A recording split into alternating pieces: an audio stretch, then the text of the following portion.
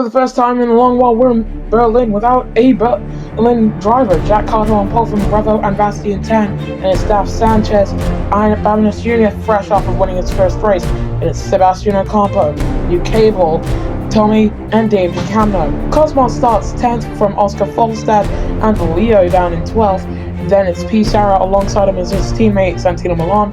It's Jonathan Sims, Kari Lopez even further down than his teammate. Then it's Cici and Okiwi, T. Gabo, his teammate Daniel Bogdasarov, and then the two dragons of Lewis Olsen and Miguel de Souza.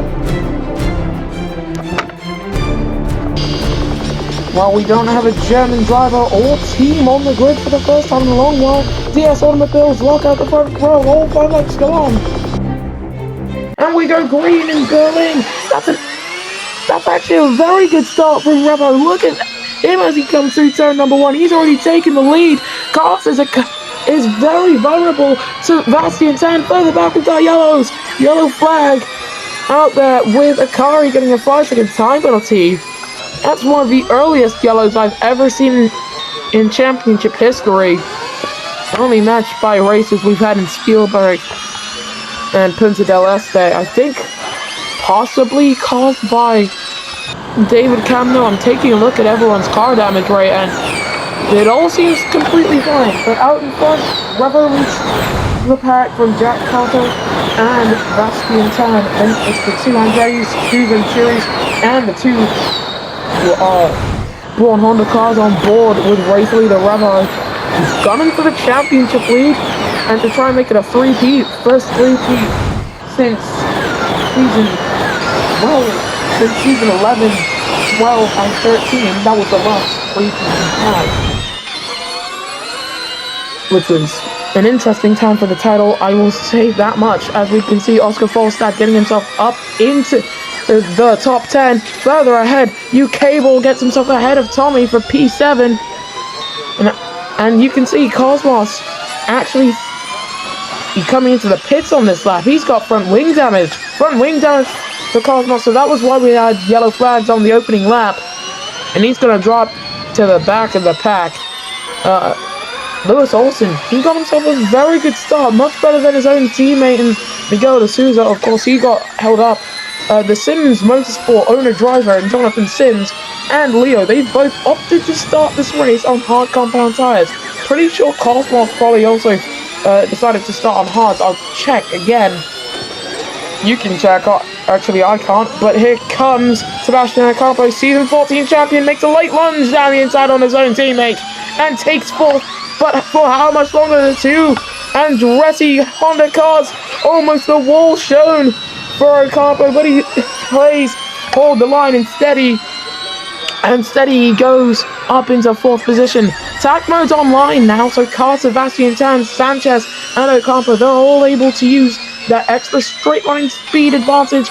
As into that hairpin turn we go, and Ocampo solidifies P4. But now Sanchez is going to have a pretty good run on him coming into turn 1. You might want to keep your eyes behind. And here's Cici further back with a time penalty of his own. Down the inside goes that Sanchez. Sanchez takes that position of P4. Back it goes in his way.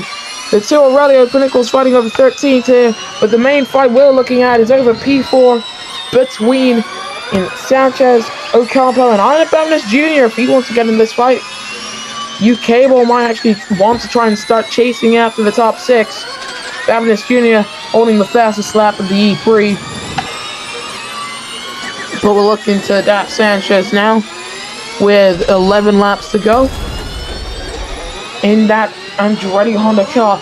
And his teammate not choosing to try and send it down the inside right before the trickiest part of the track, where grip is the biggest factor in making sure that you don't hit the walls.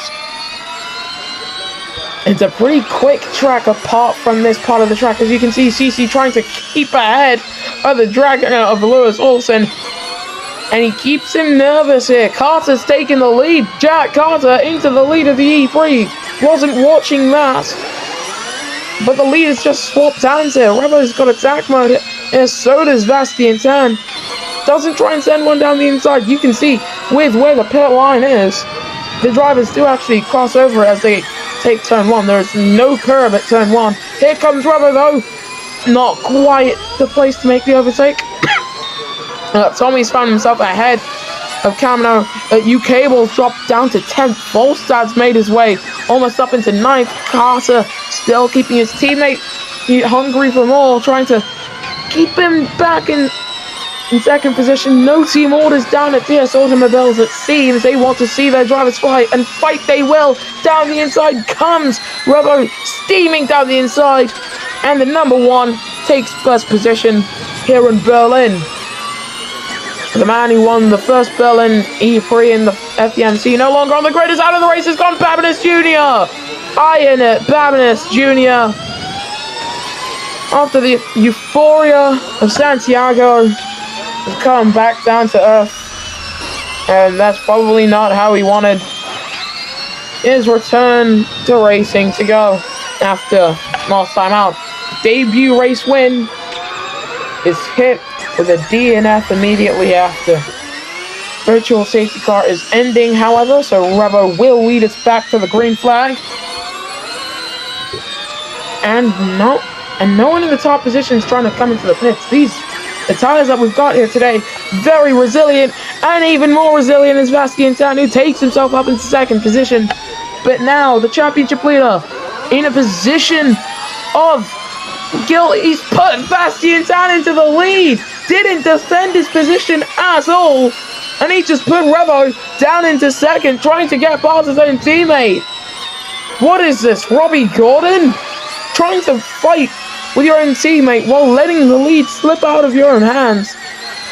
And both DS Automobile cars, they're both going to get attack mode here. So Carter's got the inside line. Can he take the lead? He's gone past his teammate. It's going to be late, but he's not quite ready to try and send one on Vastiantan here. It's gonna be on the straight into the hairpin, and that's the wall for Carter. Jack Carter hits the barriers, and he's gonna have to make an earlier than optimal pit stop here.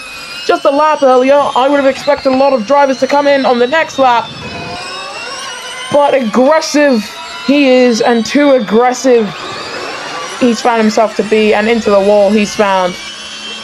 Unfortunate for Jack Carter. Revo's coming into the pits, we believe. He's been passed by Sebastian Ocampo. Into the pits comes Jack Carter, though. Are they double stacking? No, they're not double stacking down at DS Automobiles. 8 to the checkered flag now. We're looking at the reigning Drivers' Champion, the reigning double champion. First time I can say double champion. And it's always such a competitive championship, this, that you rarely ever see someone win more than 2. Miguel de Souza and Cici both in pit lane, so down at Sims Motorsport Nissan, medium tires go on. And Sebastian Ocampo's now in 2nd. He hasn't been in title contention since season 16. And by title contention, I mean his team hasn't, because, well, this guy, after winning his first title in season 15, and he decided to try and take up a fight, and into the wall goes Ocampo. Vastiantan ahead, also in the barriers. Revo's gonna assume the race lead, I'd be guessing, but the top 4 all likely to come into pit lane.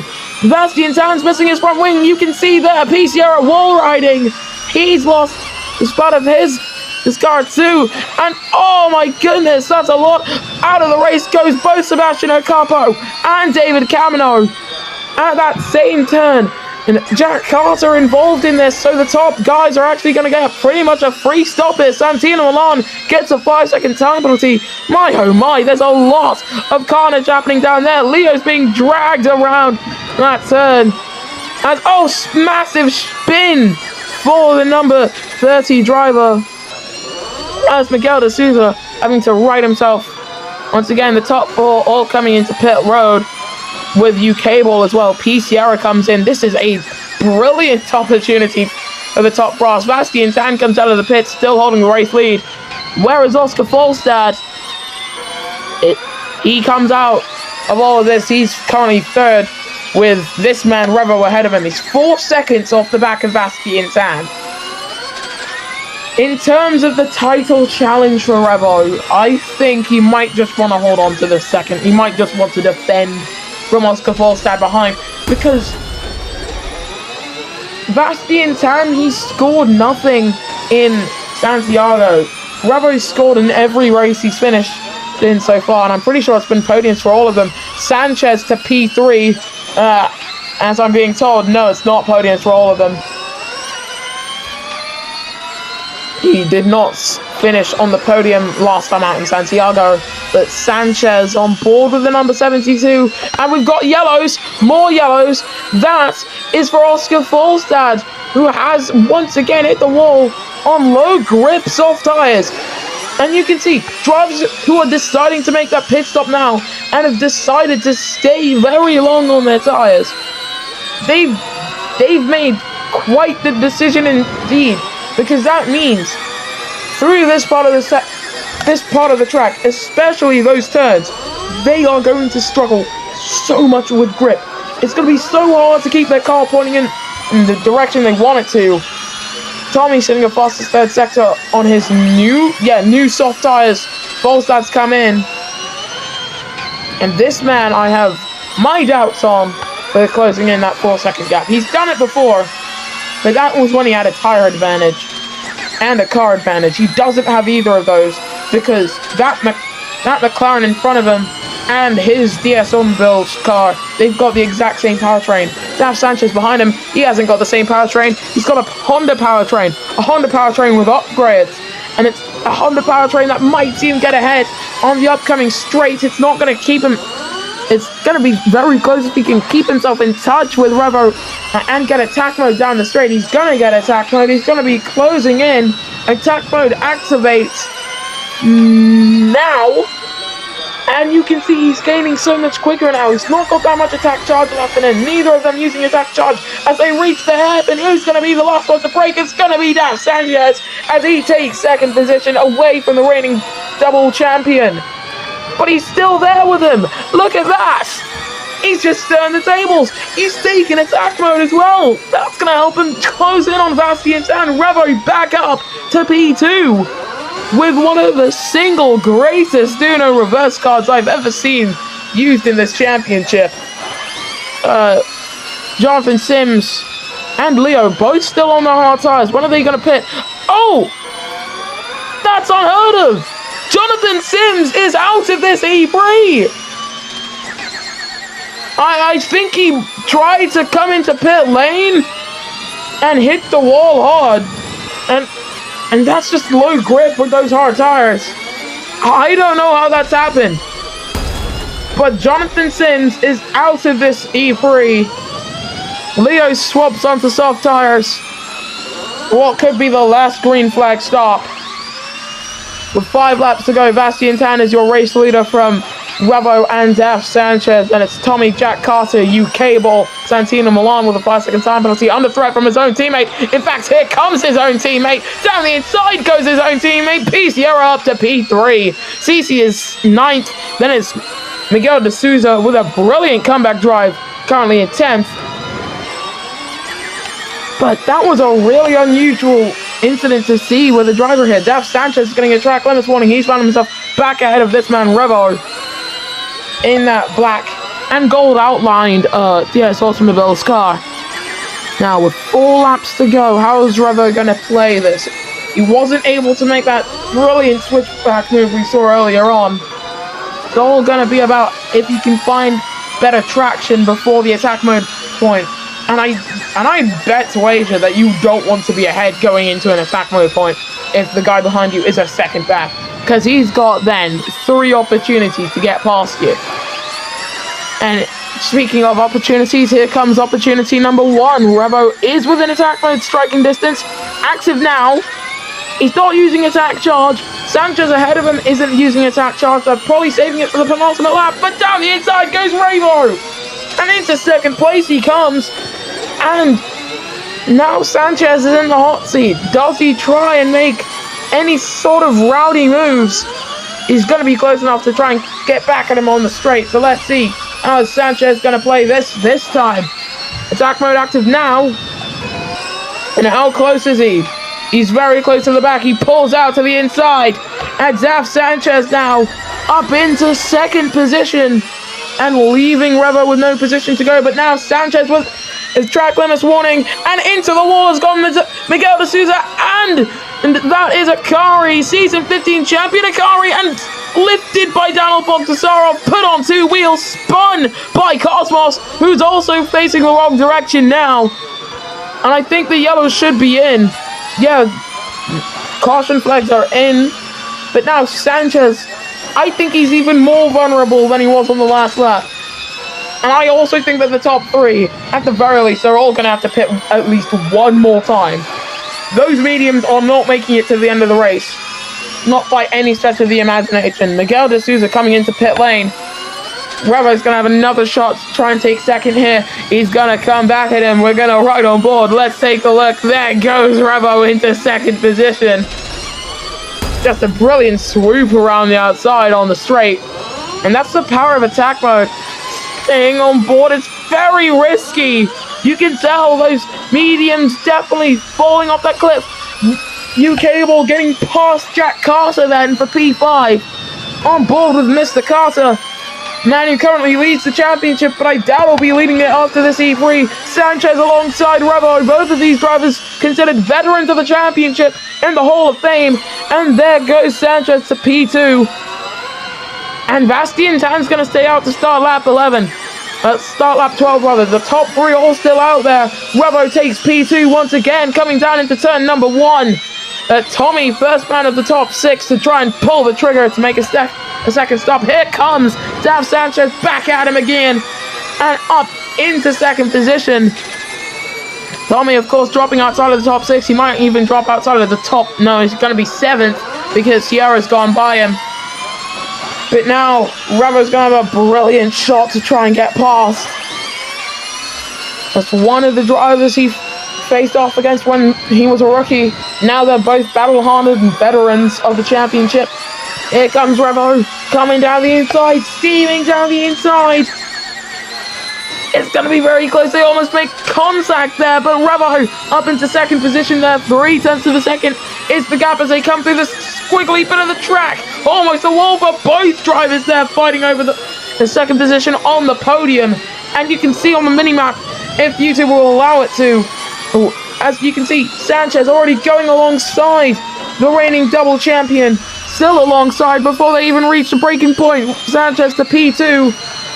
And I really hope that the top three all come into the pits at the end of this lap. Bastien Tan stays out. What is Sanchez going to do? He's going to stay out. Revo also stays out. This is going to be very dangerous to the end of this E3. Their tires are saying 50%, which mathematically does see them to the end of this race. But of course, that final sector,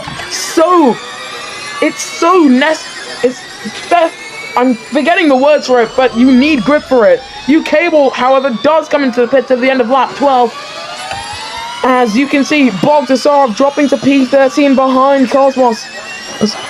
Is that Cosmos? He's gone behind. Off has gone into the wall. Inokui, what the hell? What is happening with Inokui? He tried to come into the pits. There's front wing debris on the front stretch. He's tried to come into pit road. We've seen this happen in Montreal. He's lost his front wing trying to go in. Can he get that car righted again? I don't know. He must have a bent steering. He was fighting with it, and he is out of this E3. Inokui out of the race. And it looks as if Revo was actually going to try and take a chance. Oh, out goes Jack Carter, championship leader out of the E3. Tommy sent spearing up into the barriers.